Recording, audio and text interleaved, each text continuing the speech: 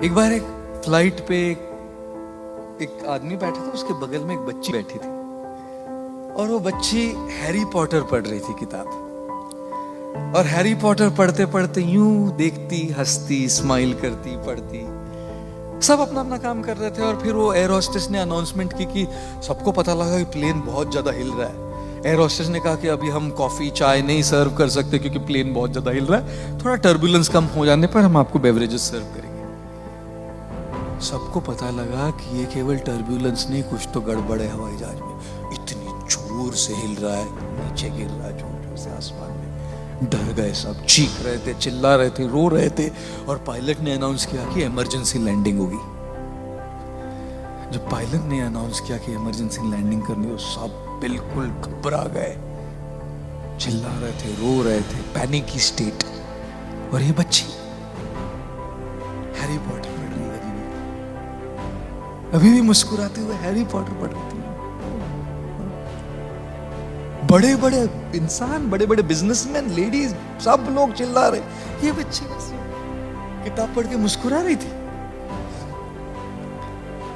Finally landing हो गई, emergency landing.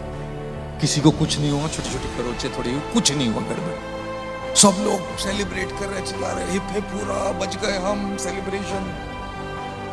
तब वो जो आदमी बैठा था उस लड़के के बगल में, उसने पूछा, बेटा इतनी सारी प्रॉब्लम चल रही थी, प्लेन हवा जहाज पूरा ऊपर नीचे हो रहा, सब घबरा रहे थे, सब चीख रहे थे, सब डरे हुए थे, तुमको डर नहीं लगा बेटा?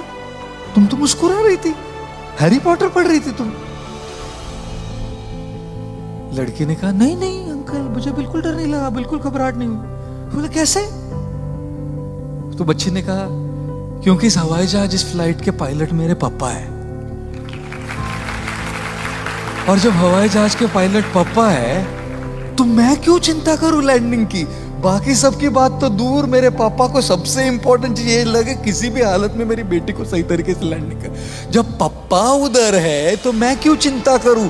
चिंतन क्या है कि पापा प्लेन चला रहे हैं ना, जब पापा प्लेन चला रहे ये चिंतन है, तब फिर बच्चे को चिंता करने की क्या जरूरत है ना?